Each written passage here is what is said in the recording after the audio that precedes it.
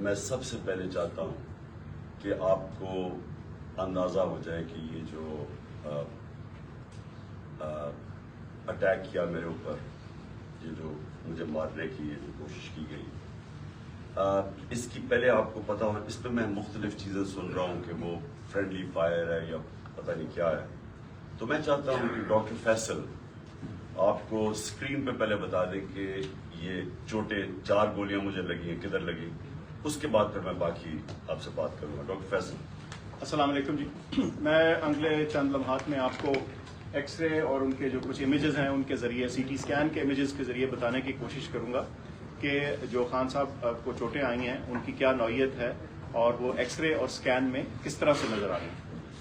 آپ کو سب سے پہلے تو آپ کی توجہ اس طرح دلاتا ہوں جس کی یہاں لکھا ہے رائٹ تھائی. یہ ایکس ریز ہیں 2 اور یہ دونوں جو ہیں یہ دائیں ٹانگ کے ہیں. ٹانگ کا جو اوپر والا حصہ ہوتا ہے یہ سائڈ سے ہے جس کو لیٹرل ویو بولتے ہیں، اور یہ سامنے سے ہے. آپ دیکھ سکتے ہیں کہ یہاں 2 1 اور 2 اور یہ وہی 2 آپ کو 1 اور 2 سامنے سے نظر آ رہے ہیں ٹکڑے یا گولیاں جو ہیں. یہ اگر ہم پھر ٹانگ کے نچلے حصے پہ چلیں تو آپ کو 2 علاوہ اس کے ٹکڑے اور گولیاں نظر آ رہی ہیں، ایک یہ اور ایک یہ دوسری والی. اور آپ نوٹ کریں گے کہ یہ جو دوسرا ہے اس نے ٹبیا کو، یہ جو ہڈی ہے ٹانگ کی نچلی جو اس کو ٹبیا بولتے ہیں، اس کے اوپر اس نے یہاں سے ڈیمیج کیا ہے. اور جب آپ سائیڈ ویو دیکھیں تو واضح طور پہ نظر آتا ہے کہ جہاں اس نے فریکچر کاز کیا ہے، یعنی ہڈی کا ٹکڑا اکھیڑا ہے اس سے. پھر یہ جو ہے یہ بائیں سائیڈ ہے، لیفٹ تھائی کی ایکس ریز ہیں. یہاں بھی آپ نوٹ کریں گے کہ یہ چھوٹے چھوٹے کچھ ٹکڑے ہیں جو ایک، بلکہ جو پٹالا یہ جو چھوٹی ہڈی ہوتی ہے سامنے گھٹنے کے اس کے بھی ساتھ ہے. یہ نسبتاً چھوٹے تھے اور انہوں نے شکر ہے بائیں سائیڈ کے اوپر کوئی فریکچر کاز نہیں کیا. اچھا، اس کے علاوہ جو ہم آپ کو دکھانا چاہتے ہیں وہ یہ کہ یہ پھر سے دائیں ٹانگ نظر آ رہی ہے اور یہ جو بلٹ ہے یا جو اس کا فریگمنٹ ہے اس کے ساتھ یہ فریکچر ہوا واضح طور کے اوپر نظر آ رہا ہے. یہ دائیں سائڈ. اچھا، اسی طرح میں جو بہت اہم بات ہے آپ کو دکھانا چاہتا ہوں وہ یہ کہ اس اسکین کے اندر یہ جو آپ کو یہ دائیں ٹانگ ہے اور یہ جو لکیر نظر آ رہی ہے یہ یوں چلتی ہوئی یہ والی، یہ دائیں سائڈ کی مین جو آرٹری ہوتی ہے، شریان ہے یہ وہ ہے. اور اس کے آپ دیکھ سکتے ہیں کہ ادھر اور اس کے بالکل قریب دوسری طرف جو بلٹ کے فریگمنٹس ہیں وہ نظر آ رہے ہیں. اس سے واضح ہوتا ہے کہ یہ جو ہماری مین آرٹری گزر رہی ہوتی ہے، شریان گزر رہی ہوتی ہے، اس کے کتنے قریب یہ ٹکڑے موجود ہیں. اس کا یہ جو بڑی شریان ہوتی ہے ٹانگ کی، ظاہر ہے اس نے پوری ٹانگ کو بلڈ سپلائی کرنی ہوتی ہے، اس کے ذریعے بہت سارا خون جاتا ہے اور خدا نہ خواستہ اگر اس شریان کو کوئی انجری ہو یا یہ کٹ جائے تو پھر بہت تیزی سے بلیڈنگ ہوتی ہے. اور آپ کو میں نے دکھایا بڑا واضح طور پہ صاف نظر آ رہا ہے کہ یہ اس شریان، اس آرٹری کے کتنا قریب یہ ٹکڑے موجود تھے. ان کو نکال دیا گیا سرجری کے ذریعے دائیں طرف سے، اور 4 فریگمنٹ یا ٹکڑے جو ہیں ادھر سے نکالے جا چکے ہیں اور وہ جسے کہتے ہیں ہمارے پاس موجود ہیں. اور بائیں طرف سے کوئی ہمیں ٹکڑا نکالنے کی ضرورت اس لیے نہیں پڑی کہ وہ کسی میجر اسٹرکچر کو ٹچ نہیں کر رہے تھے یا خطرہ نہیں ڈال رہے تھے، یہ پوٹینشلی خطرہ نہیں ڈال رہے تھے. تو یہ جو 4 فریگمنٹ ہیں ان کی تصاویر بھی آپ کو دکھائی ہیں، اسکینز بھی، اور ان کی جو نوعیت ہے اور ان کا خطرے کی نوعیت ہے وہ بھی آپ کے سامنے میں نے رکھی ہے. بہت شکریہ. جی شکریہ. کون سا کیمرہ جس میں نے بات کی؟ اس میں جی. اچھا جی، اس کے اوپر تو میں بعد میں آتا ہوں کہ یہ جو اٹیک کیا گیا اس کی میں تفصیل آپ کو بعد میں بتاتا ہوں، کیونکہ مجھے ایک دن جانے سے پہلے پتہ چل گیا تھا کہ یا انہوں نے وزیر آباد اور یا گجرات میں پلان کیا ہوا تھا مجھے مارنے کا، اور تو وہ اس کی میں تفصیل آپ کو بعد میں بتاؤں گا. اس سے پہلے میں صرف اپنی قوم کے سامنے ایونٹس رکھنا چاہتا ہوں جو پچھلے 6 مہینے میں ہوئے. یہ ضرور آپ کو سمجھنا ہے کہ اس قوم سے ہوا کیا ہے.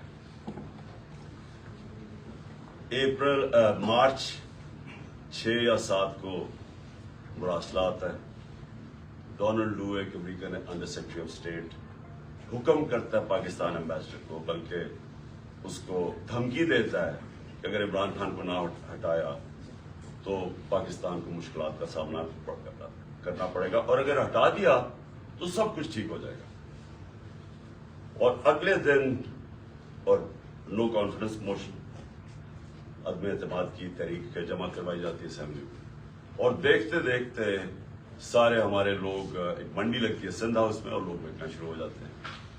یہ یاد رکھیں کہ گورنمنٹ کبھی ہارتی نہیں ہے نو کانفیڈنس۔ وہ کیوں نہیں ہارتی؟ کیونکہ گورنمنٹ کے پاس گورنمنٹ کے وسائل ہوتے ہیں، ہمارے پاس گورنمنٹ کا پیسہ ہوتا ہے۔ ہم چاہتے ہیں تو منڈی لگی ہوئی تھی نا، وہ 20 کروڑ 25 کروڑ آفر کر رہے تھے، ہم زیادہ پیسے دے دیتے، گورنمنٹ کا پیسہ تھا جو پہلے ہوتا رہا۔ اور یہ جو پیسہ انہوں نے استعمال کیا یہ بھی چوری کا پیسہ تھا، یہ کوئی ڈکلیئرڈ پیسہ تو نہیں تھا، یہ بلیک کا پیسہ تھا، یا انہوں نے سندھ گورنمنٹ کا پیسہ خرچ کیا تو انہوں نے خرید لیے لوگ۔ ہم نے پرنسپل فیصلہ کیا کہ ہم اس آکشن کے اندر حصہ نہیں لیں گے، کیونکہ اگر ہم گورنمنٹ کا پیسہ استعمال کرتے ہیں تو ہم لوگوں کا پیسہ، عوام کا پیسہ چوری کرتے ہیں، جو عوام کی ان کا حق ہے، گورنمنٹ گر جاتی ہے۔ سارے سمجھتے ہیں کہ جناب اب تحریک انصاف کی قبر کھد گئی ہے، عمران خان ہمیشہ لے گیا اور مٹھائیاں بٹے گی، لیکن پاکستانی قوم وہ کرتی ہے جو اس نے کبھی پہلے کیا ہی نہیں۔ تو 10 تاریخ کو، اور میں آپ کو خود کہہ رہا ہوں 10 اپریل کو، میں خود ہی حیران کہ جو شام کو سینز دیکھے، جو لوگ سڑکوں کے اوپر آئے، جس طرح لوگ نکلے، میں بشرا بیگم کے ساتھ بیٹھا تھا تو ہم خود حیران رہ گئے کہ یہ ہوا کیا ہے۔ ہوا یہ کہ یہاں 90 کی دہائی میں 2 حکومتیں کرپشن میں نکالی گئی۔ جب وہ کرپشن میں جاتی تھی اور اسٹیبلشمنٹ نکالتی تھی، لوگ مٹھائی بانٹتے تھے۔ پھر جنرل مشرف آ گیا، 2 دفعہ کرپشن میں ان گورنمنٹس کو نہ کہ وہ خود اس نے مارشل لا لگا دیا، لوگوں نے مٹھائیاں بانٹی، لوگ ان کی کرپشن سے تنگ تھے، ان 2 جماعتوں کی۔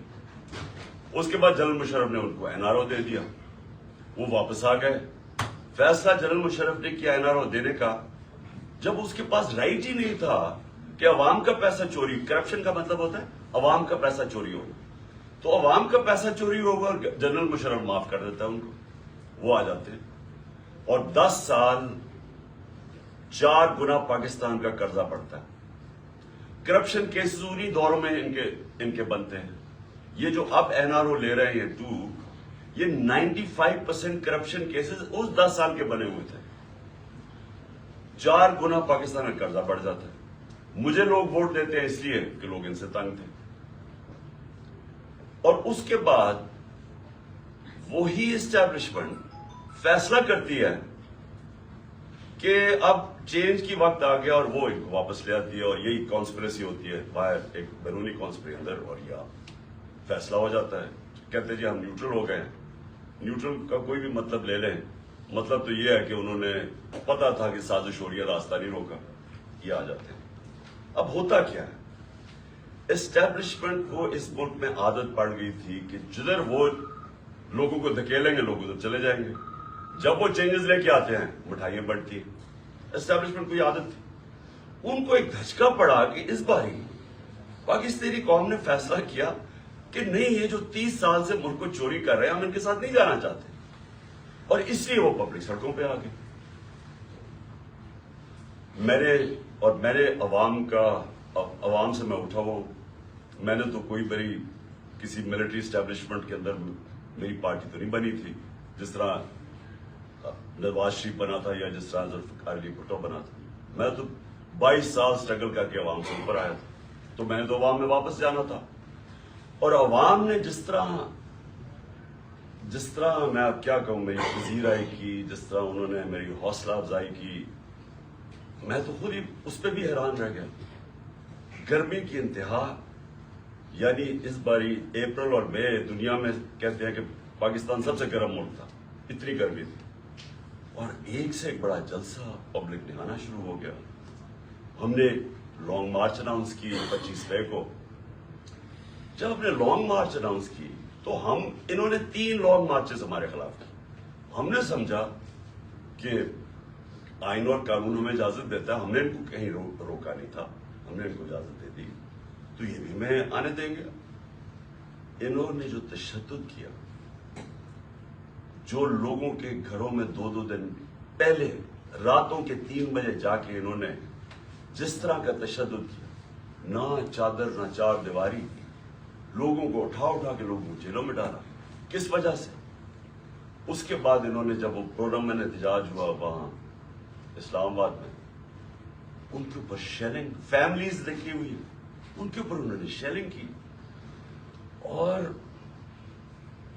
ہم حیران کہ کیا ان کے لیے جائز ہے لانگ مارچ اور ہمارے لیے نہیں ہے؟ اوپر سے پہلے آپ بیرونی سازش کے تحت آئے، پھر سارے چوروں کو اوپر بٹھا دیں، ہم احتجاج کریں تو ہمیں بھیڑ بکریوں کی طرح ڈنڈے مارے۔ اس کے بعد انہوں نے سمجھا کہ پارٹی بالکل ہی ختم ہو جائے گی، ممی ڈیڈی پارٹی ہے، یہاں تو عورتیں بچے آتے ہیں، تو انہوں نے سمجھا کہ ختم ہو جائے گی، اور یہ سمجھے نہیں پاکستانی قوم، کیونکہ بند کمروں میں جب فیصلے ہوتے ہیں آپ کو نہیں پتا کہ گراؤنڈ کے اوپر کیا ہو رہا ہوتا ہے۔ جو انفارمیشن یہ لیتے ہیں، اگر ان کی انفارمیشن یہ کریکٹ ہوتی تو اس ملک میں اتنے زیادہ حادثے نہ ہوئے ہوتے۔ انفارمیشن کدھر سے آتی ہے؟ گراؤنڈ کا سچویشن نہیں پتا۔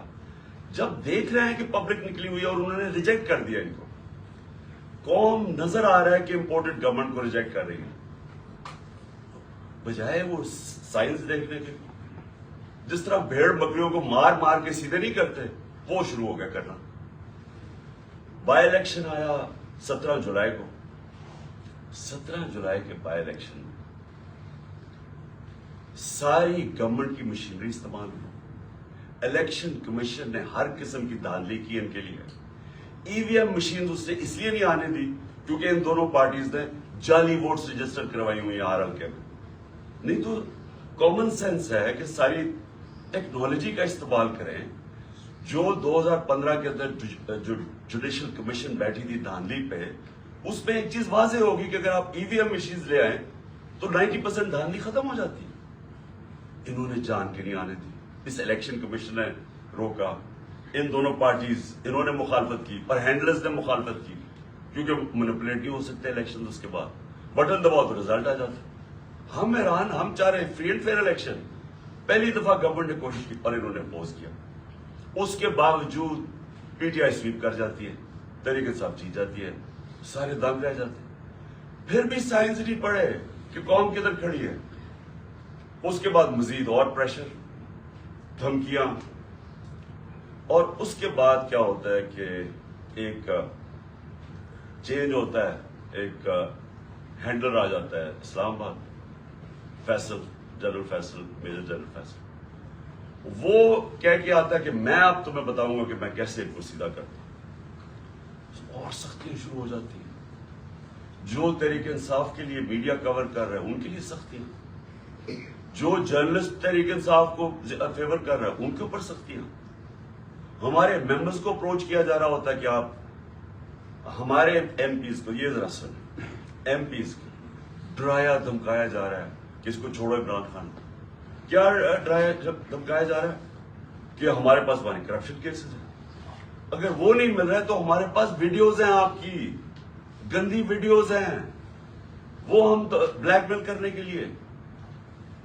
یہ تماشا ہو رہا پاکستان میں کہ ہماری اپنی ایجنسیز اپنی ڈیموکریٹک پروسیس کو چلنے نہیں دے رہی اور یہ استعمال کر رہے ہیں، بجائے ریئلائز کریں کہ آپ نے غلطی کر دی ہے۔ لوگ چور نہیں ایکسپٹ کر رہے ہیں، اس کے باوجود ایک غلطی کو دہراتے جا رہے ہیں اور فورس کرتے جا رہے ہیں لوگوں، دھمکیاں آنی شروع ہو گئی۔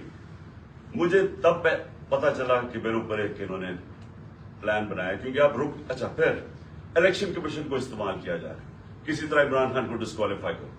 فورن فنڈنگ کیس، پتا چلا وہ فورن فنڈنگ ہی نہیں ہے، اس کو ہمیں لٹکایا کہ فورن فنڈنگ میں پارٹی جائے گی، پتا چلا وہ پروہیبٹیو فنڈنگ ہے، اس کے اندر پارٹی ڈسکوالیفائی نہیں ہو سکتی۔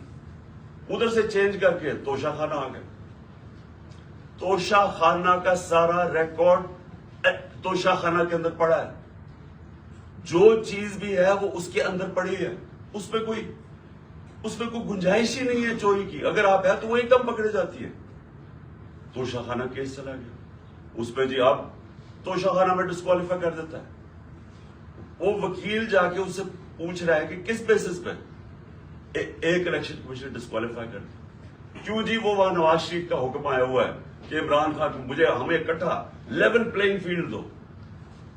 वो आदमी जो अरबों रुपया इस मुल्क का चोरी करके बाहर लेके जाता है, जो हुदैबा पेपर मिल, ये हुदैबा पेपर मिल समझ लें, इसहाक डार ने जज के सामने अपनी फ्री विल से स्टेटमेंट दी हुई है, जिसको सेक्शन 164 कहते हैं। 164 बयान जो है वो जेल में नहीं दिया जाता, वो आप जज के सामने जाके कन्फेस करते हैं कि ये मैंने किया। तो ये 25 अप्रैल 2000 में इसहाक डार वहां बयान देता है कि मैं शरीफ खानदान के लिए पैसे चोरी, इनके चोरी का पैसा मनी लॉन्डर करता हूं इंग्लैंड। वहां काजी फैमिली के बेनामी अकाउंट्स खोले जाते हैं, शरीफ फैमिली का वहां से, और फिर रेमिटेंसेस दिखा के पाकिस्तान आता है और शरीफ फैमिली के अंदर चला जाता है। यानी सीधी सीधी चोरी। हुदैबा पेपर मिल पे एनआरओ मिल जाता है, डिस्पाइट कि वो इसहाक डार कह रहा है कि मैं कन्फेस कर रहा है कि मैं मनी लॉन्डर हूं शरीफ खानदान का, और इनको बता रहा है कि करप्ट है, एनआरओ मिल जाता है। वो नवाज शरीफ जो फिर एवंसफील्ड अपार्टमेंट उसकी पैनमा पेपर्स के अंदर पकड़ी जाती है, तस्लीम कर देता है हमारी। अब पैसा किधर से आया वो बता नहीं सकते, कभी कतरी खत आ जाता है, फिर एक कोई फेक डीड आ जाती है, ट्रस्ट डीड, वो क्लेमरी फॉन्ट वाली, झूठ पे झूठ बोले जा रहे हैं। आज तक एक डॉक्यूमेंट नहीं बताई कि लंदन के सबसे महंगे इलाके में 4 अपार्टमेंट्स आपकी जो आप तस्लीम कर रहे हैं हमारी, और कह रहे हैं कि जनाब इमरान खान को और मुझे एक ही तरह लेवल प्लेइंग फील्ड दो। इमरान खान ने अपने लंदन का फ्लैट 34-35 साल पहले लिया, क्रिकेट खेलता था इंटरनेशनल। अदालत ने जब मांगा सारा रिकॉर्ड दिया। रिकॉर्ड का मतलब कि एक 40-40 साल के कॉन्ट्रैक्ट्स दिखाए गए, किधर से पैसा आया, कैसे फ्लैट खरीदा, बेचा कितने का, मनी ट्रेल पाकिस्तान बैंकों के थ्रू पैसा आया। और मुझे उससे कंपेयर कर रहा है जो अरबों रुपए की प्रॉपर्टीज बाहर रखी हुई है, बेटों की प्रॉपर्टी बाहर है, वो बेटा लेता, वो जो हसन शरीफ बता ही नहीं सकता कि 9-10 अरब के घर किधर से आया, और वो कह रहा है कि लेवल प्लेइंग फील्ड। तो लेवल प्लेइंग फील्ड क्या है कि इलेक्शन कमीशन अब मुझे डिस्क्वालीफाई करे, और वो डिस्क्वालीफाई करे तोशाखाना केस। अब 8 दफा इलेक्शन कमीशन ने हमारे पीटीआई के खिलाफ फैसला दिया, 8 दफा हम अदालत में गए हैं, और 8 दफा अदालत ने ओवरटर्न किया इलेक्शन कमीशन का फैसला। अब हम फिर अदालत में जाएंगे, और मैं आपको यकीन दिलाता हूं कि इसको इतनी शर्मिंदगी होगी, और इसमें शर्म नहीं है इस इलेक्शन कमीशन में, क्योंकि ये नून लीग के घर, नवाज शरीफ के घर का नौकर है, और भी हैंडल होता है पीछे से। ये बिल्कुल ये इसके ऊपर मैं फिर केस करूंगा, हर्जाना करूंगा इसके ऊपर, तो इसके मेरे पर गलत इल्जाम लगाया। और फिर एफआईए केसेस कर रही है। एक पॉलिटिकल पार्टी जिसने लीगल फंड रेजिंग की है पाकिस्तान में, वो तहरीक इंसाफ है। 40,000 का हमारा डेटाबेस है, किसी पार्टी के पास है ही नहीं, इनके पास कोई डेटाबेस ही नहीं है। अच्छा, वो इनसे पूछ ही नहीं रहा कि किधर से आपने पैसे इकट्ठे किए। जिस पार्टी ने पैसे इकट्ठे किए उनसे पूछ रहा है। अच्छा, वो जवाब भी दे रहे हैं। अब वो क्या कर रहे हैं कि जिन्होंने 10-10 साल पहले पैसे दिए थे पीटीआई को, उनको एफआईए कांटेक्ट करके उनको हरास कर रही है, ताकि पीटीआई के जो डोनर्स हैं वो भाग जाए पीटीआई से, कि पैसा ना इकट्ठा कर सके पीटीआई। वो पार्टी जो पब्लिक से पैसा जो सारी दुनिया में होता है, उस पार्टी को बंद करने की कोशिश कर रहे हैं। वो जो 2 पार्टीज बता ही नहीं सकती कि पैसा किधर से इकट्ठा करते हैं, और इसका वर्ड है क्रोनी कैपिटलिज्म। ये पहले बिजनेसमैन के साथ बिजनेस करते हैं, और फिर उनसे फिर उनको पैसे, उनको मौका देते हैं पैसे बनाने का, फिर उनके साथ या प्रॉफिट शेयरिंग करते हैं, और फिर उन्हीं से डोनेशन ले लेते हैं। इनके पास तो डोनर बेस कोई नहीं है। हम क्यों फैसले कर सकते हैं पब्लिक के लिए? हम क्यों बड़े बड़े माफियाज के खिलाफ खड़े हुए, जिस तरह शुगर माफिया? क्योंकि हमारे पास पब्लिक का डोनर बेस है, हम पब्लिक से पैसे इकट्ठे करते हैं, इसलिए हम पब्लिक के इंटरेस्ट के लिए खड़े हो सकते हैं। ये है छोटी सी एलीट इंटरेस्ट प्रोटेक्ट करने के लिए माफियाज के साथ है। تو FIA ہمارا نقصان پہنچا رہی ہے ہمیں کہ ہمارے کیسز تاکہ ہمارے ڈونرز بھاگ جائیں. اس کے علاوہ انہوں نے صحافیوں سے کیا کیا؟ جب سے یہ آئے ہیں جنرل فیصل میجر جنرل، جو صحافیوں سے کیا ہے یہ پاکستان. مشرف کے مارشل لاء مجھے یاد ہے، مجھے اس نے جیل میں ڈالا، لیکن مشرف کا مارشل لاء لبرل تھا. اس کے مقابلے میں جو آج کل ہو رہا ہے، جو صحافیوں سے ہو رہا ہے، جو عمران ریاض اس کو پکڑ کے جیل میں ریاض امیر اس کو مار پٹوائی، ذلیل کروایا، سمیع ابراہیم سینئر ریسپیکٹڈ لوگ، اس کو غلام حسین چودھری تقریباً 80 سال کا، اس کو پکڑ کے جیل میں ڈال دیا. اور جو ارشد شریف سے کیا، یعنی یہ قوم کبھی معاف ہی نہیں کرے گی ان لوگوں کو جنہوں نے ارشد شریف میری نظر میں پاکستان کا نمبر 1 انویسٹیگیٹو جرنلسٹ تھا اور نمبر 1 کریڈیبلٹی تھی. سب کو پتا تھا کہ یہ بکتا نہیں، سب کو پتا تھا اس کا خوف کسی سے نہیں. اس سے جو کیا ہے ملک سے باہر مجھے پتا ہے اس کے پیچھے کون پڑا ہوا تھا. ارشد شریف کے گھر والوں کو پتا ہے کہ کون پڑا ہوا تھا اس کے پیچھے، صحافیوں کو پتا ہے کہ کون اس کے پیچھے پڑا ہوا تھا کہ کیوں اس کو ملک چھوڑ کے جانا پڑا، اور پھر کیوں دبئی سے آگے جانا پڑا اس کو. سب کو پتا ہے کہ کون پیچھے پڑا ہوا تھا اس کے. اور جو اس کی شہادت ہوئی، یہ اس ملک کی تاریخ کا میں سمجھتا ہوں افسوسناک موڑ ہے کہ جتنی صحافت اوپر چلی جاتی ہے معاشرے کو لفٹ کر دیتی ہے، معاشرے کے ویلیوز لفٹ کر دیتی ہے، معاشرے کو امر بالمعروف پہ لگا دیتی ہے. یہ صحافیوں کا کام ہوتا ہے موریلٹی معاشرے کی ریز کرے. اور جدھر کون آج کل فیورٹس بنے ہوئے، لفافے جو ضمیر بیچنے والے صحافی جن کی کریڈیبلٹی کوئی نہیں ہے. آپ صرف یہ دیکھ لیں کہ کن لوگوں کی آج ویورشپ اوپر ہے اور کن کی نیچے ہے، آپ کو پتا چل جائے گا عوام کدھر کھڑی. عوام بیوقوف نہیں ہے. یہ جو عوام آپ کو بار بار میسیجز بتا رہی ہے کہ وہ ایک ابراہیم لنکن کی سیئنگ ہے کہ you can't fool all the people all the time. تھوڑا وقت سب کو پاگل بنا سکتے، سارا وقت کبھی کوئی انسان نہیں، معاشرہ پاگل نہیں بن سکتا. تو لوگوں کو پتہ ہے کیا ہو رہا ہے اور لوگ بتا رہے ہیں. پھر الیکشن ہوا، بائی الیکشن ہوا ہمارا 9 سیٹوں میں میں کھڑا ہوا صرف ایک پوائنٹ بتانے کے لیے کہ عوام کدھر کھڑی. 9 سیٹوں میں سے 8 جیتا. یہ ورلڈ ریکارڈ ہے، دنیا میں کبھی ایک پارلیمنٹرین 12 سیٹیں نہیں ایک اسمبلی میں جیتا. پھر عوام بتا رہی ہے وہ کدھر کھڑے، لیکن نہیں، عوام کی نہیں سننی.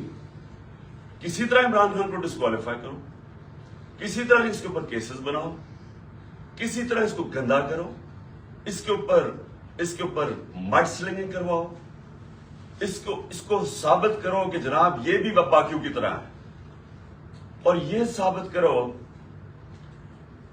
کہ جناب یہاں پالیٹیشنز یہ تو سارے ایک ہی طرح کے ہیں اور جو بھی فیصلہ ہوگا وہ پیچھے بیٹھ کے ہینڈلز کریں گے. لیکن جب انہوں نے دیکھا جلسے ریکارڈ، میں پتہ نہیں 60-70 کتنے جلسے کر بیٹھا ہوں، میں نے کبھی پاکستانی قوم کو ایسے نہیں نکلتے. الیکشن ریزلٹس آپ کے سامنے، انہوں نے فیصلہ کیا اور فیصلہ پہلے کیا مجھے مروانے کا. 4 لوگوں نے بند کمرے میں فیصلہ کیا مجھے مروانے کا. میں ٹی وی پہ جا کے لوگوں کو بتایا کہ انہوں نے فیصلہ کیا. میں نے ویڈیو بنائی، 4 لوگوں کے نام میں نے دیے، میں نے ویڈیو باہر رکھی ہوئی کہ اگر مجھے کچھ ہوا یہ ویڈیو ریلیز کریں گے، تاکہ یہ 4 لوگ یہ نہ ہو کہ یہاں ہمیشہ کوئی مر جاتا ہے تو اس کا کوئی پوچھتا نہیں ہے بعد میں. تو میں کہا تاکہ قوم دنیا کو پتا ہو، میرے ملک کو پتا ہو کہ کس نے یہ کیا. اس کے بعد یہ فیصلہ یہ بند کمروں میں کہ اس کو اب کسی طرح عمران خان کو مارو.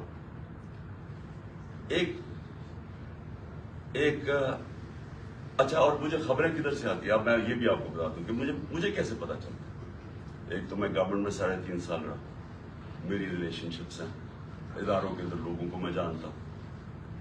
ایجنسیز کے اندر لوگوں کو میں جانتا ہوں.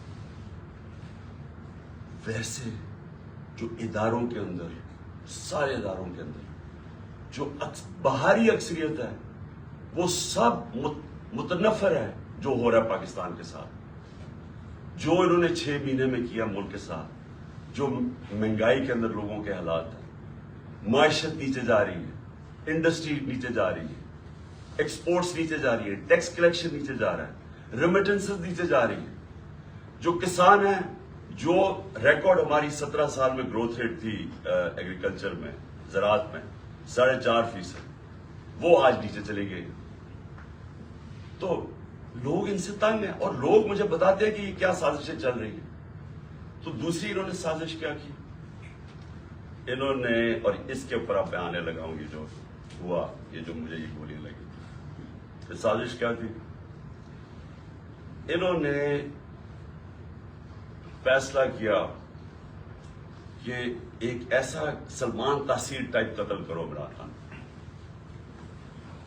اس کے اوپر پہلے اسے کہو کہ جناب یہ اس نے مذہب کی توہین کی ہے یا توہین رسالت کی ہے. اس کے اوپر کوئی انہوں نے ٹیپس ٹوپس بنائی، انہوں نے وہ ریلیز بھی کی، وہ لوگ چلائے اور وہ نون لیگ کے لوگ اس کو پروجیکٹ کرنا شروع ہو گئے. پتا تھا مجھے کہ کون اس کو پروجیکٹ کر رہا ہے. ہمیں یہ اتنا آسان ہے آج کل کے زمانے میں پتہ چلوانا، کیونکہ یہ تو ڈیجیٹل ورلڈ ہے. آپ پتہ چلوا سکتے ہیں کس اکاؤنٹ سے چیزیں پروجیکٹ کی جا رہی ہیں. تو یہ پہلے تو یہ پروجیکٹ کیا گیا کہ عمران خان نے دین کی توہین کی ہے. اس کے بعد پلان ان کا یہ تھا جو انہوں نے کیا اس دن یہ وزیر آباد کہ کیا گے جی دینی انتہا پسند نے عمران خان کو قتل کر دیا جس طرح سلمان تحصیل کو کیا، کیونکہ اس سے کوئی مذہب کی توہین کرنا. یہ پلان بنا.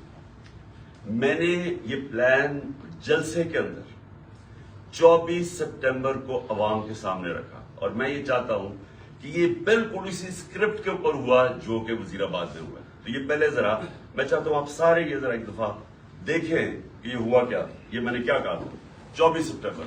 اور دوسری کوشش کر رہے ہیں، پہلے سے ان کا پلان بنا ہوا، میں آپ سب کو پہلے بھی بتا چکا ہوں. 4 لوگوں نے بند کمرے میں فیصلہ کیا مجھے مروانے کا، اور وہ لوگ ابھی بھی اس سازش پر لگے ہوئے ہیں. انہوں نے دونوں مریم جو جھوٹ بولنے کی پی ایچ ڈی دونوں کے پاس ہے، ان کو اور جاوید لطیف کو انہوں نے ان سے پریس کانفرنس کروائی، اور پریس کانفرنس کروائی ایسی کہ عمران خان خدا نہ خواستہ اس نے مذہب کی توہین کی ہے. اور پھر ان کی کوشش ہے کہ اس کی وجہ سے اگر کوئی بھی میرے اوپر واردات ہو تو کہیں گے جی مذہبی جنونی نے کر دیا، کہیں گے کہ جی کوئی دینی انتہا پسند ہے اس کو مار دیا. یہ ان کا پلان ہے. لیکن میں آج آپ سب کو کہہ رہا ہوں، سارے پاکستان میں پھر رہا ہوں، مجھے اپنی جان سے زیادہ مجھے پاکستان کی آزادی کی فکر ہے. 24 سپٹمبر یہ جلسے میں نے کہا پلان کا مجھے پتا چل گیا تھا. اور یہ جو وزیر آباد ہوا، اب میں آپ کو وزیر آباد پہ آتا ہوں کہ یہ ہوا کیا. انہوں نے لانگ مارچ، ہم جلسے کرتے ہوئے ہم نے لانگ مارچ کا فیصلہ کیا. لانگ مارچ سے ڈر گئے. پبلک انہوں نے دیکھ لی تھی کہ ہمارے ساتھ ہیں، اور انہیں پتا تھا کہ میں نے اب جو غلطیاں کی تھی پچھلی باری، اور مجھے پتا چل گیا تھا ان کا پلان ہے، میں نے اب ایک اور پلان بنایا ہوا تھا. اور میں آج یہ بھی اینڈ میں آپ کو بتاؤں گا کہ مارچ کا کرنا کیا ہے. لیکن مجھے پتا تھا کہ جو عوام نے نکلنا ہے اس باری، چاہے یہ جتنی مرضی پولیس بلا لیں، چاہے رینجرز بلا لیں، چاہے ٹیئر گیسنگ شیلز تیاری کر لیں، جب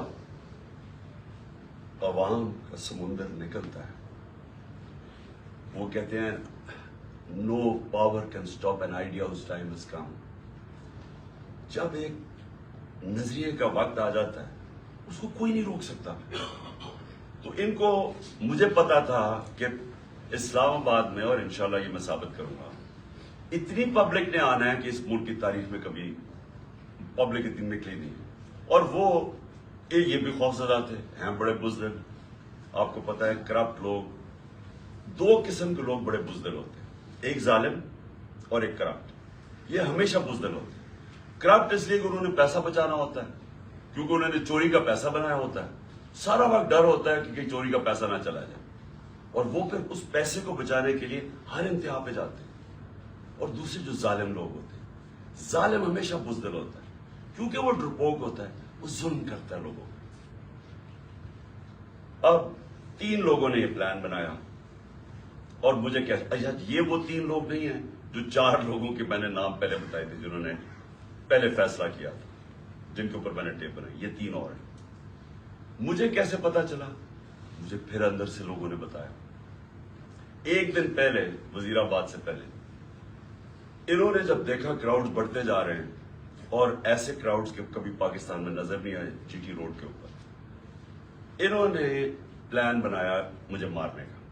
اور یہی اسکرپٹ, دینی انتہا پسند کچھ کرے گا, عمران خان تو بڑا دین کے خلاف ہے, اس سے تو اسلام دشمنی کوئی نہیں ہے. یہ تو یہ پلان بن گیا. اور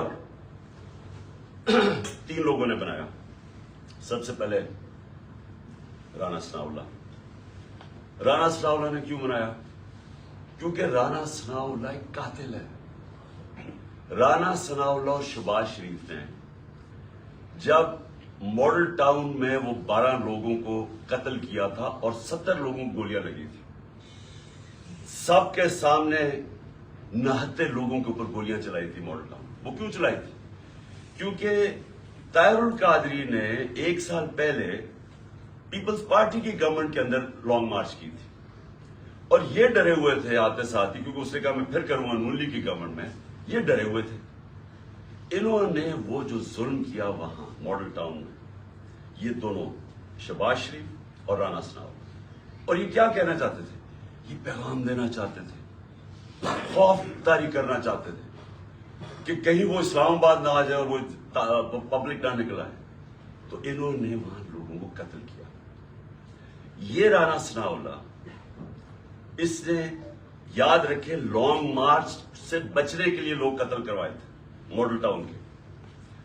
اسی رانا ثناءاللہ کے اوپر عابد شیر علی, ان کے منسٹر کے باپ نے, کا 18 قتل کیے اس نے. قبضہ گروپ اور ہر قسم کی یہ 2 نمبر کام کرتا ہے فیصلہ آباد میں, سب فیصلہ آباد جانتا ہے اس کو. تو ان کے اس کے لیے کوئی جان, انسانی جان کی اہمیت نہیں ہے. ان کے لیے صرف اپنے مقصد اور پیسہ اور چوری. دوسری طرف شہباز شریف کے اوپر ہیومن رائٹس واچ کی رپورٹ ہے, یا ایمنسٹی انٹرنیشنل کی رپورٹ ہے. 1990 یعنی 1997 میں جب چیف منسٹر تھا, اور 99 تک جب چیف منسٹر آیا, اس نے کوئی 900 قتل کروائے تھے پولیس مقابلے میں. عابد باکسر نے ٹی وی کے اوپر آ کے اسٹیٹمنٹ دی تھی کہ یہ کیسے لوگوں کو مرواتا تھا پولیس مقابلے میں. یہی شہباز شریف جب اس کا ایف آئی اے میں 16 ارب کا جو کیس تھا اور 8 ارب کا اس میں نیب میں, تو جو 16 ارب کے کیس تھے, جو نوکروں کے ملازموں کے نام میں رمضان شوگر مل کے انہوں نے پیسہ لیا اور پھر اپنے خاندان میں بانٹا, انہوں نے 5 ملازموں کو, وہ مرے ہارٹ اٹیک سے. 2 آتے ساتھ ہی 2 مہینے میں 5 گواہ مرے. اور جو چھٹا ڈاکٹر رضوان تھا, جو انویسٹیگیٹ کر رہا تھا ان کی ایف آئی اے کی, جس نے انویسٹیگیٹ کیا تھا یہ ان کا جو فیک اکاؤنٹس اور یہ جو نوکروں کے نام پیسہ لیا تھا, وہ بھی ہارٹ اٹیک سے مرتا ہے. یہاں ڈاکٹر بیٹھے ہوئے آپ کو بتائیں گے کہ ایک طریقہ ہوتا ہے انڈیوس ہارٹ اٹیک کا, پتہ بھی نہیں کسی کو چلتا کیا ہو. تو کبھی کسی نے انویسٹیگیٹ نہیں کیا کہ آتے ساتھ یہ لوگ ایک دم 2 مہینے میں 6 لوگ ہارٹ اٹیک کیسے مر گئے. کبھی کسی نے یہ نہیں انویسٹیگیٹ کیا کہ رانا ثناءاللہ کے اوپر جو کوئی ایک کسٹم آفیسر کیا, وہ کوئی اس کا انویسٹیگیٹ, اس کی کوئی انویسٹیگیشن تھی, اس نے کیسے ایک دم خودکشی کر لی. اس کے بعد یہ 2 انہوں نے اس پلان کے اندر یہ شامل ہوئے, اور ساتھ مل گیا ان کے جنرل میجر جنرل فیصل. کیوں فیصل اس لیے مل گیا, ایک تو ڈرٹی ہیری کہ اوپر وعدہ کر کے آیا تھا کہ فکر نہ کرو میں ان کو ٹھیک کرتا ہوں, آپ میرے پہ چھوڑ دیں, میں ان کو اس پارٹی کو ٹھکانے لگاتا ہوں. اور اس جو میں نے شروع میں بتایا کہ دھمکیاں یہ وہ جو اس نے ظلم کرنا ہے, سوشل میڈیا کے لوگوں کو, بچوں کو اٹھا لیں کہ تم نے یہ کیوں کیا, مار کے پھیٹا پھوٹا لگا کے ان کو گھر لے آئے, گھر بھیج دیں. خوف پھیلایا ہوا کہ فکر نہ کرو, جس طرح ہم کوئی دشمن ہیں, ہم کوئی بیرونی لوگ ہیں جو کہ ملک کے غدار ہیں, اس طرح ٹریٹ کیا. تحریک انصاف جو مدد کرے یہ جناب فیصل صاحب ہم اس پہ کریں گے. اور اس نے کیا کیا, پہلے شہباز گل, اس کو اس نے اٹھایا, ٹارچر کیا, اس کو ننگا کیا, تصویریں کھینچی, تشدد کیا, اور اس کا جو ابھی تک وہ ریکور نہیں کیا جو اسے کیا. اس کے بعد ایک سلمان فاروقی جرنلسٹ, اس کو پکڑ کے وہی ننگا کر, جمیل فاروقی, اس سے وہ ہوا.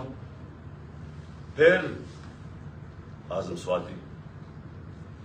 سواتی سے جو ہوا, اور اعظم سواتی کا ریئیکشن جو آیا, اور جو اعظم نے کھل کے اس کا نام لیا, اس سے پہلے تو کوئی نام ہی ڈرتے ہوئے جنرل فیصل کا نہیں لیتا تھا. اعظم سواتی اس جگہ پہ پہنچ گیا کہ اس نے کہا کہ اس سے بہتر ہے کہ میں مر جاؤں. تو انہوں نے مجھے ذلیل کیا, بچوں اپنی پوتی اور پوتوں کے سامنے مارا, 75 سال کے آدمی.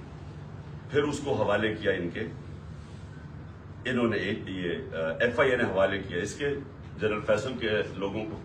اس نے پھر اس کے اوپر ننگا کر کے اس کو ذلیل کیا اور مارا. اعظم سواتی نے کھل کے سامنے آ کے عدالت میں جا کے چیف جسٹس کو کہہ رہا ہے, سینٹ میں, انٹرنیشنلی ساری دنیا کے اندر پاکستان بدنام ہوا, پاکستان کی فوج بدنام ہوئی. کیا آیا کہ جی ایک سینیٹر کو تشدد کیا گیا اس لیے کہ اس نے فوج کی تنقید کر, جمہوریت کا مذاق اڑا ساری دنیا میں. اب وہ ایشو بیٹھ نہیں رہا اعظم سواتی کا, وہ آگے لے کے جا رہا ہے. اعظم سواتی کھڑا ہو گیا, عدالت میں جا رہا ہے, اور ساتھ ہمارا اب یہ مارچ نکل رہے ہیں. تو فیصل ان کے ساتھ مل گیا, ان تین نے فیصلہ کیا مجھے قتل کرنے کا. اور پھر ہوا کیا, اب میں آپ کو ڈیٹیلز دیتا ہوں. اس دن ہوا کیا, اس دن میں جب کنٹینر پہ تھا تو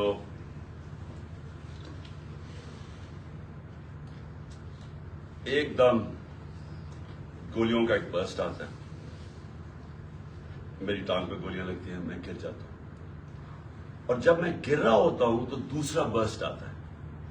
یہ ایک برسٹ ادھر سے آتا ہے اور دوسرا برسٹ آگے سے آتا ہے. 2 آدمی تھے, اور جب میں گر رہا ہوتا ہوں تو میرے اوپر سے گولیاں جاتی ہیں. یعنی کہ اگر یہ سنکرونائز کر دیتے, میرے خیال میں ان کا اس میں نے بچنا ہی نہیں تھا. اگر یہ دونوں جو میرے کنہوں نے اکٹھے اگر مارنا تھا تو اس نے ادھر سے مارنا تھا, تو یہ تو جدھر سے اس نے مارنا تھا, اس نے بچنا ہی نہیں تھا, کیونکہ سامنے سے مارنا تھا, وہ سائڈ سے مارا تھا. تو جب میں گر رہا تھا تو اوپر سے گولیاں گئی, اور پھر بھی کیونکہ میں گر گیا تھا, میرے خیال میں اس نے سوچا ہوگا, اوپر جو بیٹھا ہوا تھا اس نے سوچا کہ اب یہ مر گیا, اور وہ وہاں سے چلا گیا. اب جو چیز سمجھنے کی ہے وہ یہ کہ ایک تو پکڑا گیا جنونی, اس کو کہا جی یہ تو بڑا کوئی دینی جنونی, کوئی انتہا پسند ہے. یہ انتہا پسند نہیں ہے, اس کے پیچھے پورا پلان تھا. یہ پلان پورا ہم اب انکور کریں گے, اور میں آپ کو بتاؤں اس کے ساتھ اور لوگ ملوث ہیں, اور یہ پلان اب کا نہیں پہلے کا بنا ہوا ہے. اور وہ جو اصل لوگ ہیں جنہوں نے وہاں سے گولیاں چلائی تھی, جنہوں نے اصل میں اس کا پھر بھی میں بچ جاتا, انہوں نے مارنا تھا, اور یہ آدمی اور ہمیں نقصان پہنچاتا. 2 ہیرو نہ نکل آتے, ایک تو شہید معظم, میں اس کو آج سلام پیش کرتا ہوں, 2 بچوں کے ساتھ گیا ہوا, وہ میری, اور دوسرا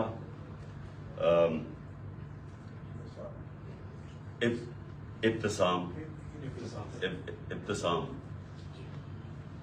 جس طرح اس نے پکڑا, اور جس طرح اس کی اگر دلیری نہ ہوتی تو اس نے تو اور اس نے بس مار دیتے تو اور تباہی کر سکتا تھا. 11 لوگوں کو گولیاں لگی اور ایک ہمارا موزم شہید ہوا. اب ہم نے FIR رجسٹر کرنے کی کوشش کی ہے. سب ڈرتے ہیں کیونکہ کئی ادارے یہ قانون سے اوپر ہے.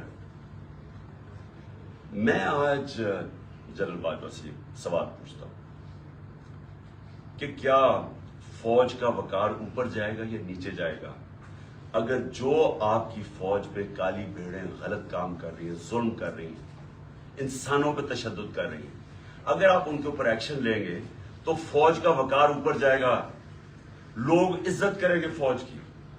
لیکن اگر یہ ہے کہ فوج میں ایسے لوگ بیٹھے ہیں جو ہمیں بھیڑ بکریوں کی طرح سمجھ رہے ہیں, مار داڑ کر کے, ڈرا دھمکا کے, اگر سمجھ رہے ہیں کہ اس طرح فوج کا وقار اوپر چلا جائے تو نفرتیں بڑھ رہی ہیں.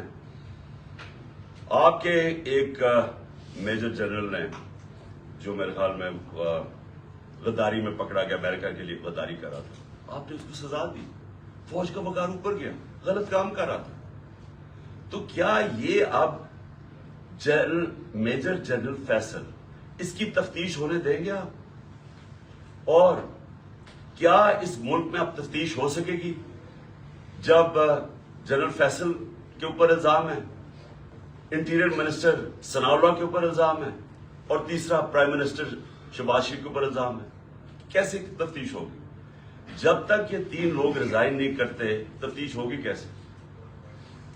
اور ادھر میں جنرل باجوہ آپ سے بھی فوج کے وقار کے لیے کہہ رہا ہوں کہ یہ پاکستانی فوج کو نقصان پہنچا رہے ہیں. اس طرح کی کالی بھیڑیں, یہ جو سمجھتے ہیں کہ ہم انسان ہی نہیں ہیں, بھیڑوں کو کبھی ادھر موڑ دو کبھی ادھر موڑ دو, آج وہ چور ہیں کل وہ NRO مل گئے تو اچھے ہو گئے ہیں, آج پھر آپ ان کو چور بنا دیں گے کل پھر بھیڑی. ہم انسان ہیں, انسانوں کو جانوروں کی طرح نہ ٹریٹ کریں, اور انسان کسی وقت آگے کھڑا ہو جاتا ہے, اور یہ قوم کھڑی ہو گئی ہے. یہ میں آج آپ کو بتا دوں, 2 راستے اب اس قوم کے سامنے, یا ایک پرامن انقلاب آئے گا اور یا خونی انقلاب آئے گا, تو اور تیسرا راستہ نہیں ہے. کیونکہ میں نے 6 مہینے میں اس قوم کو جاگتے دیکھا ہے, قوم کھڑی ہو گئی ہے. یہ جو شعور کا جن ہے یہ بوتل سے نکلا ہے, یہ اندر نہیں جانے لگا. اب فیصلہ صرف یہ کر لیں کہ ہم پرامن طریقے سے اس ملک کے اندر چینج لے کے آئیں گے, جو کہ بیلٹ باکس کے ذریعے آئے گا صاف اور شفاف الیکشن کے لیے, یا وہ جو ایران میں ہوا تھا ہوگا, تباہی ہوگی, جو سری لنکا میں لوگ سڑکوں پہ آ جائیں گے, کیوس ہوگا. یہ جماعت جس کو ان 3 لوگوں نے مجھے قتل کرنے کی کوشش کی اور اللہ نے بچایا, جس طرح ابھی ڈاکٹر فیصل نے کہا کہ یہ جو گولی میری یہ ادھر اوپر کی ٹانگ پہ لگی, وہ ایک گولی میری جو وہ اصل آرٹری ہے اس کے نیچے سے نکل گئی اور ایک اس کے پاس آ کے رک گئی. اگر وہ رپچر ہو جاتی تو 20 منٹ میں انسان مرتا ہے, 20 منٹ میں سارا خون نکل جاتا ہے. اگر تو سیدھا ہاسپٹل نہ ہو 20 منٹ میں مر گیا آدمی. تو اللہ نے اگر مجھے یہ بچایا ہے, جو مجھے آج زندہ رکھا ہے, یہ صرف اللہ کا کرم ہے. انہوں نے تو پوری کوشش, کوئی کسر نہیں چھوڑی تھی. انہوں نے تو ایک ادھر سے اور ادھر سے سامنے والے نے مارنا تھا. اور پھر سوال میں پوچھتا ہوں, سب سے بڑی پاکستان کی پولیٹیکل پارٹی, اس کے سربراہ جو واحد فیڈرل پارٹی رہ گئی پاکستان میں, یہ 2 فیملی پارٹی سکڑ کے چھوٹی چھوٹی پارٹیز رہ گئی ہیں. میں چیلنج کر کے جاؤں گا سندھ میں, اور انشاءاللہ یہ زرداری مافیا کو سندھ میں ہرا کے دکھاؤں گا آپ کو. سندھ کے لوگ اس سے تنگ ہیں, ان کو سب سے زیادہ غلام ادھر بنایا ہوا, ان کو وہ سب سے زیادہ آزادی طلب کر رہے ہیں.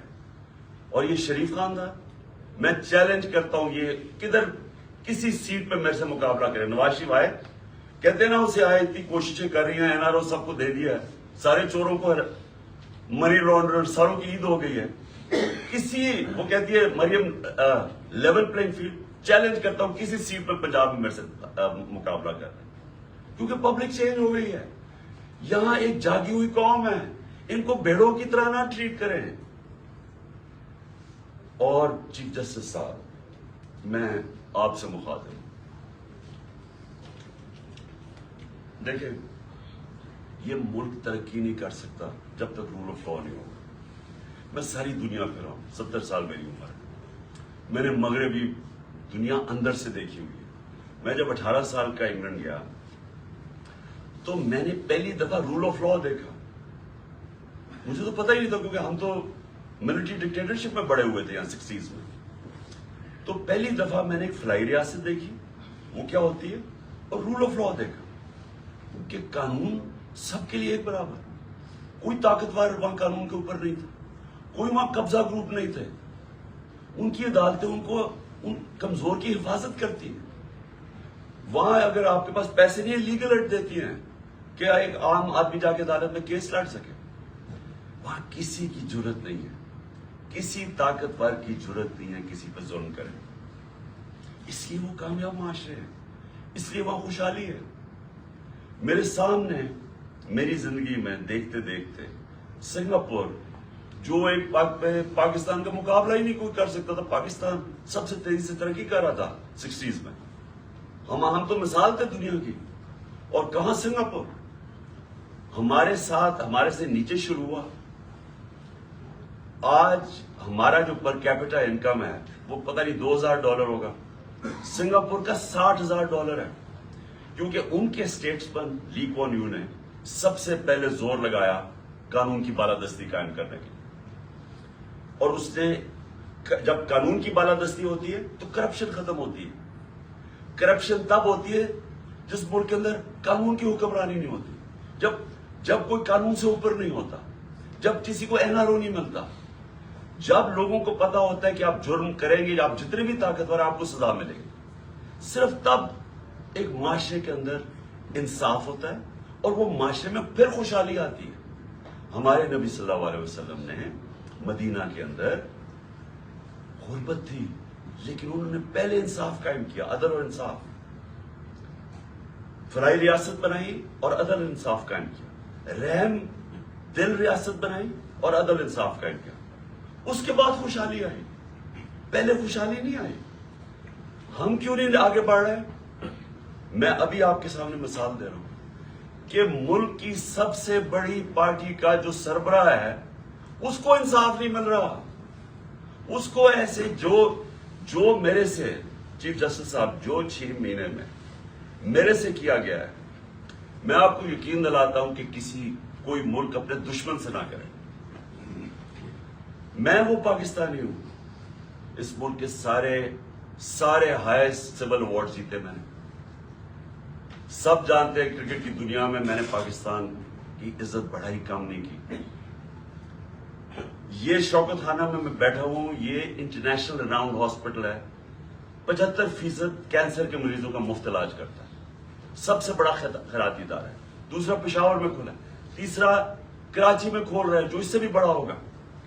2 यूनिवर्सिटीज बनाई हैं, अल कादर यूनिवर्सिटी जो कि 100% फ्री डिग्रीज दे रही है लीडरशिप के अंदर, सीरत नबी के अंदर, और दूसरी तरफ नमल यूनिवर्सिटी जिधर 90% स्टूडेंट्स को मुफ्त तालीम मिल रही है और 85% जैसी डिग्री लेते हैं उनको नौकरियां मिल जाती हैं। 2 यूनिवर्सिटीज, 2 हॉस्पिटल, तीसरा हॉस्पिटल। ये दुनिया में कोई जानते हैं किसी पॉलिटिशियन ने एक भी बनाया हो?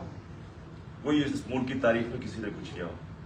और फिर एक पार्टी बनाई जो कि सबसे बड़ी आज पार्टी है पाकिस्तान, 12 सीटें जीता। अगर मेरे से ये हो रहा है, मेरे घर के ऊपर मेरे नौकरों को पैसे दिए गए मेरे खिलाफ जासूसी करने के लिए, डिवाइस रखने के लिए, घर के नौकरों को मेरी फोन कॉल्स, जो मेरी प्राइम मिनिस्टर की फोन कॉल्स थी, उनकी रिकॉर्डेड करके रिलीज की गई रिकॉर्डिंग्स, ऑफिशियल सीक्रेट्स एक्ट की वायलेशन है। लोगों को, जो हमारे डोनर्स थे, उनको डराया धमकाया गया। हर हरबा जो इस्तेमाल हो सकता है कि एक दुश्मन के खिलाफ, वो मेरे खिलाफ, यानी ये जो یہ میسج پہنچواتا ہے یہ جو الیکشن کمیشن ہے جی میں نہیں کر رہا, پیچھے سے مجھے حکم ہے. ایف آئی اے والے جو پھر ہم نہیں کر رہے جی میں پیچھے سے حکم ہے. وہ 25 مئی میں وہ جو پولیس والوں نے ظلم کیا تھا ہمارے, ہم کیا کریں جی ہمیں پیچھے سے حکم ہے. یعنی یہ ایک پاکستان کی جمہوری پارٹی سے مذاق ہو رہا ہے, ظلم ہو رہا ہے. یہ قوم کو تباہ کر رہے ہیں, قومیں تباہ ہوتی ہیں ایسے. ایسٹ پاکستان میں کیا ہوا تھا, سب سے بڑی جو جماعت الیکشن جیتی اسی کے خلاف ملٹری ایکشن کر دیا. ان کو جو رائٹ تھا ان کا وہ نہیں دیا. میں 18 سال کی عمر میں انڈر 19 میچ کھیلنے گیا ادھر, مارچ 1971. یہاں پریس سینسرشپ تھی, مجھے تو پتا ہی نہیں تھا کہ کتنی نفرت ہے وہاں. کیوں نفرت تھی وہاں؟ کیونکہ ہم ان کو رائٹ نہیں دے رہے تھے. وہ الیکشن جیت گئے ہیں, ان کا پرائم منسٹر ہے. یہاں فیصلہ ہوا جی ہم نے ان کو نہیں بننے دینا, اور ہم نے اس کے خلاف ملٹری ایکشن کر ملک توڑ دیا. اسی ایسٹ پاکستان میں اپنے پاکستانیوں کو بتانا چاہتا ہوں, کیونکہ یہ مجھے سب سے زیادہ تکلیف ہوئی اس کی, کہ 18 سال کے بعد, یہ 71 تھا, 18 سال کے بعد میں پاکستان ٹیم کیپٹن ایک بنگلہ دیش ایک ایگزیبیشن میچ کھیلنے گیا ہندوستان کے خلاف. دو ایگزیبیشن میچز تھے. وہ 2 میچز ہم جیت گئے, وہ 2 میچ سیریز جیت گئے. میرے پاکستانیوں, وہاں جدھر نفرت تھی پاکستان سے 1971 میں, کیونکہ ہم ان کو رائٹ نہیں دے رہے تھے, انصاف نہیں کر رہے تھے. 50,000 لوگوں کا اسٹیڈیم ایک ہی نعرہ مار رہا تھا, پاکستان زندہ باد, پاکستان زندہ باد. ہوٹل سے جدھر ہمارا ہوٹل تھا اور جدھر اسٹیڈیم تھا, اسٹیڈیم سے ہوٹل تک لوگ سڑکوں پہ لائنوں پہ کھڑے ہوئے تھے, پاکستان زندہ باد. تو میں نے تب مجھے پتا چلا یہ کتنی بڑی ٹریجڈی ہے, کہ ہم نے کتنا ظلم کیا ان لوگوں کے ساتھ جو ہمیں چھوڑنا نہیں چاہتے تھے, لیکن ہم نے ان سے انصاف نہیں کیا. اب وہی کرنے جا رہے ہیں, سب سے بڑی پارٹی کو دیوار کے ساتھ لگا رہے ہیں اور اس کے لیڈر کو قتل کر رہے ہیں, کوشش کر رہے ہیں. کیوں؟ کیونکہ چوروں کا ٹولہ اوپر جو بٹھا دی ہے, ہم بھیڑ بکریاں مان نہیں رہے ان کو, اس لیے قتل کرو اس کو, جو ملک کی سب سے بڑی پارٹی ہے, تاکہ اگر عمران چلا جائے گا تو پارٹی تتر بتر ہو جائے گی. جو پارٹی فیڈریشن کو اکٹھا رکھ سکتی ہے وہ تو صرف تحریک انصاف ہے. ملٹری, اگر ملٹری اب ملک کو اکٹھا رکھ سکے تو ایسٹ پاکستان نہ ٹوٹتا. پولیٹیکل پارٹیز ملک کو اکٹھا رکھتی ہے, ملٹری مدد کرتی ہے. یہ اٹھتا جا رہا ہے, یہ پھر کوئی تاریخ نہیں, ہم نے کچھ نہیں سیکھا. کیا ہوگا؟ مجھے پتا تھا جس دن میں نکل رہا تھا, مجھے پتا تھا کہ یہ آج یا کل انہوں نے میرے پہ کوئی واردات کری ہے, کیونکہ مجھے پوری میسج آئی کہ جناب انہوں نے اب مجھے کہا کینسل کر دیں, اب نہ جائیں, انہوں نے مار دینا آپ کو. پہلے تو میں نے سوچا کہ کیا یہ واقعی کریں گے, کیا یہ واقعی یہ کر لیں گے کہ یہ ایک ملک کی ایک قوم کو نقصان پہنچائیں گے اپنے چھوٹے چھوٹے مفادات کے لیے, وہ اپنے پیسے بچانے کے لیے. کیونکہ ان کو سارا ڈر یہ ہے کہ اب یہ جو چوری کا پیسہ ہے, یہ جو NRO ہے ہم نے جو لے لیا ہے, اب کہیں عمران خان آ کے اس کو ریورس نہ کرتے بس, تو انہوں نے تو قتل اور جانا سلام اللہ, ان سے کیا ایکسپیکٹ کرتے.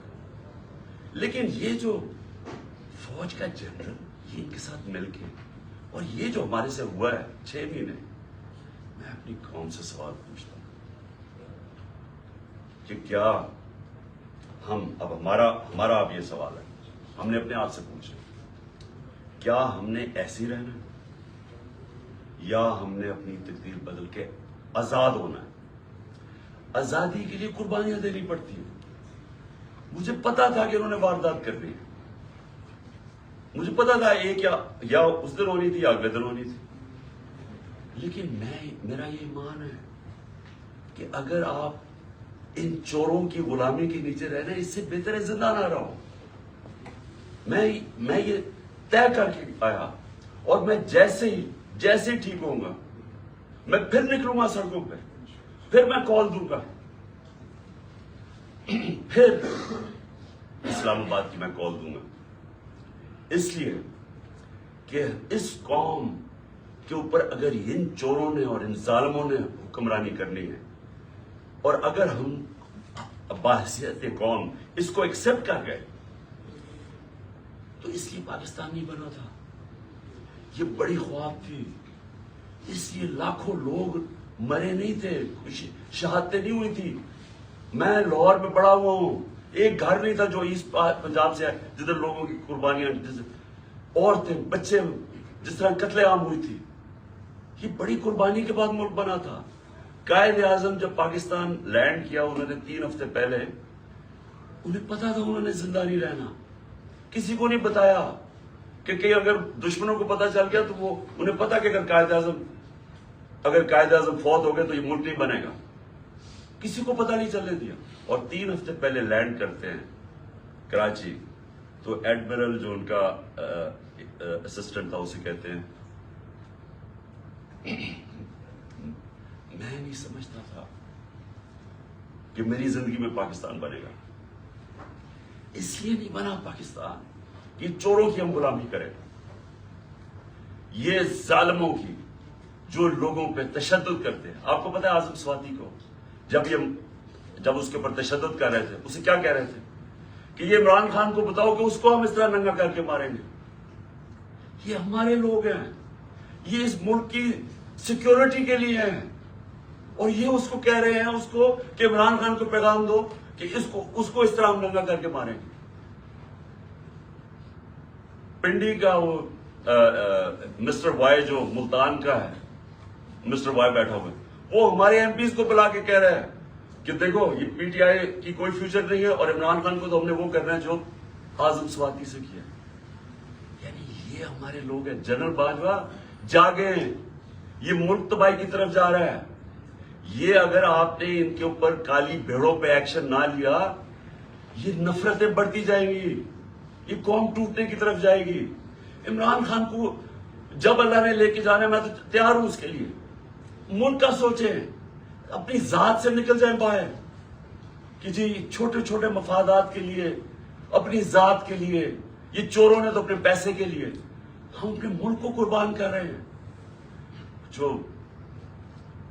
जो लोग सड़कों पे हैं, इनकी शक्लें देखें, इनकी आंखें देखें, आपको नजर आएगा कि ये तलाश में है कि वो पाकिस्तान जिधर ये आजादी से रहे, जिधर कोई किसी को इजाजत ना हो कि कमजोर के ऊपर कोई जुल्म करे।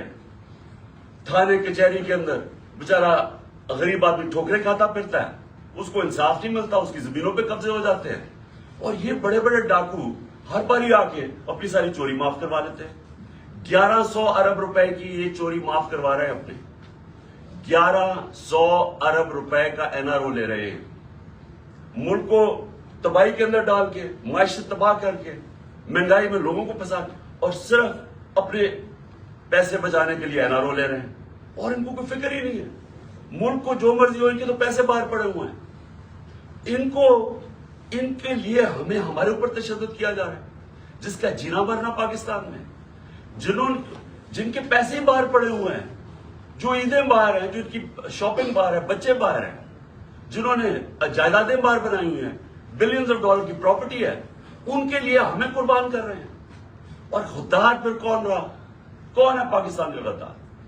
मेरे ऊपर गद्दारी का पर्चा कर दिया, शहबाज गिल के ऊपर कस्टोडियल टॉर्चर हुई, ये दुनिया में बैंड है। उसके ऊपर मैंने आवाज उठाई और मैंने कहा कि जिसने रिमांड में भेजा उस आदमी को जिसके ऊपर कस्टोडियल टॉर्चर हो, उसके ऊपर कानूनी कार्रवाई करेंगे। मेरे पे दहशतगर्दी का पर्चा लगा दिया। तो ये पाकिस्तान किधर जा रहा है? हम वो खुद भूले ना, जो कौम अपने नजरिए से हटती है वो मर जाती है। हमारा तो नजरिया था, हमारा नजरिया है इस्लामी फलाई रियासत, जो मदीना की रियासत के ऊपर बेस करनी थी। इलामा इकबाल की शायरी तो पढ़ने सारी, वो सारा वक्त जगाता रहा इलामा इकबाल, गुलाम मुसलमानों को जगाने की कोशिश कर रहा था कि गुलामों की कोई जिंदगी नहीं है, परवाज सिर्फ शाहीन आजाद की है। और आजादी तब आती है जब इंसाफ मिलता है। इंसाफ जब तक नहीं मिलता वो कौम आजाद नहीं होती। या इंसाफ ही नहीं है चीफ जस्टिस साहब। यहां मैं आपको गारंटी करता हूं कि جب تک یہ ریزائن نہیں ہوں گے تفتیش ہی نہیں ہو سکتی. تینوں تو وہ ملوث ہیں جن کے نیچے تفتیش ہے. تو چیف جسٹس صاحب اس ملک کو بچائے. آپ کی بڑی ذمہ داری ہے. اللہ جتنا بڑا ہمیں مقام دیتا ہے اتنی بڑی ہمیں ذمہ داری ڈالتا ہے. آخرت میں ہماری ججمنٹ ہوگی کہ ہم جو اللہ نے ہمیں نعمتیں بخشی ہیں ان کو ہم نے کیسے استعمال کیا ہے, اپنی ذمہ داری انسانیت کے لیے پوری کی یا نہیں کی. اللہ آپ سے پوچھے گا کہ یہ جو اعظم سواتی جو اسے ہوا ہے کہ کوئی سو موٹو ایکشن نہیں لینا تھا. کیا یہ جو شہباز گل سے ہوا ہے کوئی آپ کی ذمہ داری نہیں ہے؟ کوئی رول آف لا نہیں ہے اس ملک میں؟ وہ تو آپ نے امپلیمنٹ کرنا ہے. اگر طاقتور کے لیے ایک قانون ہے, کمزور کے لیے دوسرا ہے, ملک کی تو فیوچر ہی کوئی نہیں ہے.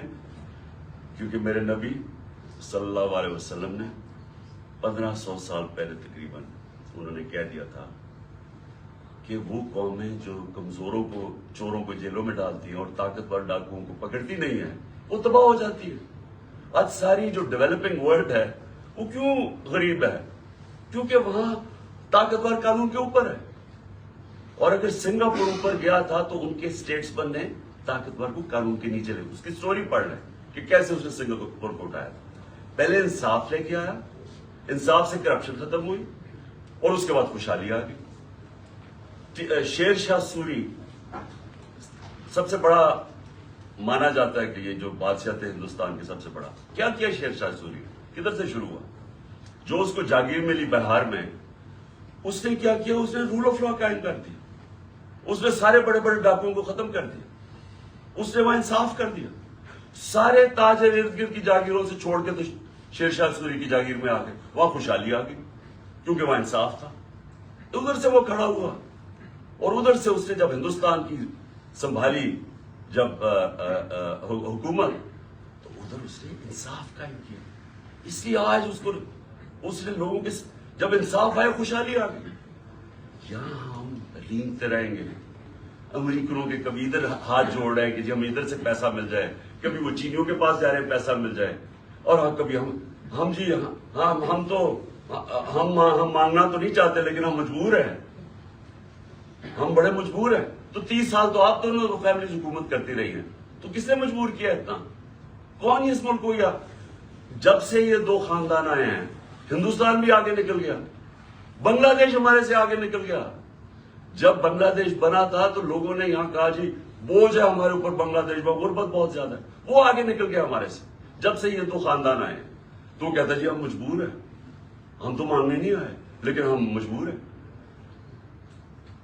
آخر میں اپنے سارے پاکستانیوں کو جو پیغام دینا وہ یہ کہ دیکھیں, آپ نے سب نے, میں نے فیصلہ کیا پھر سے کہ جیسے میں یہاں سے ٹھیک ہوں گا میں سیدھا سڑک پہ, اور میں نے اسلام آباد کی کال دے دی.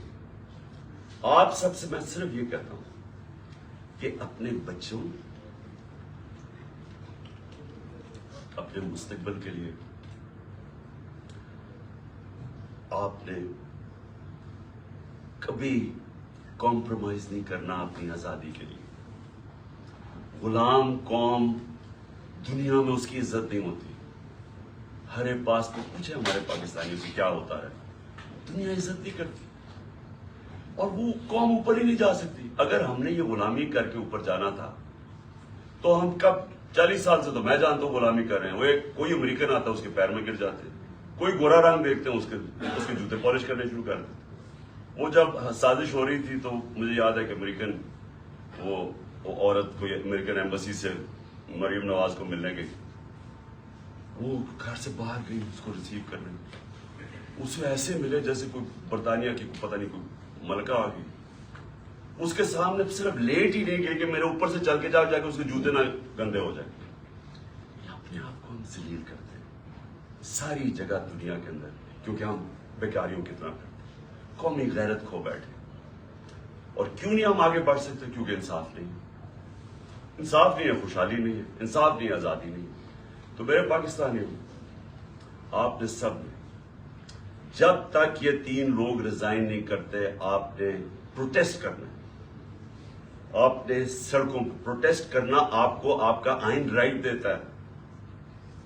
ظلم اور ناانصافی کے خلاف کھڑا ہونا آپ کا دین آپ کو حکم کرتا ہے. جہاد کرنا ہے. جہاد کیا ہے؟ ظلم کے سامنے کھڑے ہونا, ناانصافی کا مقابلہ کرنا, اپنی آزادی کے لیے کھڑے ہونا. یہ آپ کا فرض ہے. اور اللہ نے کیوں کیا ہوا ہے؟ کیونکہ اللہ کو پتہ ہے کہ غلام کی کوئی پرواز نہیں ہے. تو انصاف آپ کو آزاد کرتا ہے, اور آزاد کی پرواز ہے. تو اس لیے آپ نے سب نے نکلنا, آپ نے پوری طرح اس پروٹیسٹ کے اندر حصہ لینا ہے, اور ان تینوں کی ریزگنیشن چارج مانگنی ہے. کیونکہ جب تک یہ تین ریزائن نہیں کرتے, یہ جو کیس ہے یہ آگے نہیں بڑھے گا, اس کی تفتیش نہیں ہوگی. کوئی کنٹرول کرتے ہیں سب کچھ ہے, FIA ساری ایجنسیز ان کے کنٹرول کے نیچے, تو کیسے انصاف ملے گا؟ جنرل باجوہ کو بھی کہنا, میں آپ کو آج کہہ رہا ہوں کہ یہ میجر جنرل فیصل کر رہا ہے, یہ اس ملک کو تباہی کی طرف لے کے جا رہا ہے. فوج اس ملک کی ضرورت ہے. ہم جو میری طرح کے لوگ آزاد سوچ ہی نہیں سکتے زندگی آزادی کے علاوہ, وہ چاہتے ہیں کہ ہماری فوج مضبوط ہو, کیونکہ مضبوط فوج ہی ہمیں آزاد رکھے گی. یہ کمزور کر رہا ہے فوج کو. ان حربوں سے ہماری فوج کمزور ہو رہی ہے. ہم جب تنقید کرتے ہیں یہ تعمیری ہے, یہ اپنی فوج کو کمزور کرنے کے لیے نہیں ہم کر رہے. ہم آپ کو آج کہہ رہے ہیں, ساری قوم آپ کو کہہ رہی ہے کہ یہ چوروں کے ساتھ ہم نے نہیں چلنا. قوم آپ کو بار بار کہہ رہی ہے. نہ یہ کریں کہ ہمیں ڈنڈے مار مار کے یہ فیصل کہ جی نہیں آپ نے بھیڑ بکریوں کی طرح ان کے ساتھ چلنا ہے, نہیں چلنا انہوں نے, اور انتشار کی طرف جا رہا ہے قوم. سو مہربانی کریں, اس کو ریزائن کروائیں, اس کے اوپر پوری تفتیش کریں کہ اس نے کس قسم کا ظلم کیا. اعظم سواتی کے اوپر جو ہوا ہے, جو شہباز گل کے اوپر ہوا ہے, جو جمیل فاروقی کے اوپر ہوا ہے, ننگا کر کے, کون سی قوم اجازت دیتی؟ کبھی سنا ہے امریکہ کے اندر, امریکہ کے اندر, یورپ میں کسی آزاد قوم میں سنا ہے کہ اس طرح آزادی رائے کے اوپر کسی کو ننگا کر کے مارے اور پھر دھمکیاں دیں آگے سے کہ یہ بتا دو کہ عمران خان سے بھی یہی ہوگا؟ یعنی یہ ہماری ایجنسیز ہیں, ان کا یہ کام ہے کہ ملک کو ہی کمزور کرو. تو پروٹیسٹ ہوگا جب تک یہ تین ریزائن نہیں کریں گے. جیسے میں ٹھیک ہوں گا میں سڑک پہ پھر آ رہا ہوں, اور میں اسلام آباد کال دوں گا, آپ تیار رہیں. انشاءاللہ اللہ نے مجھے بڑا بچایا ہے, مجھے ایک نئی زندگی دی ہے, اور میرے میں عزم دے دیا ہے کہ میں اپنی قوم کی آزادی کے لیے پوری طرح لڑوں. پاکستان زندہ باد.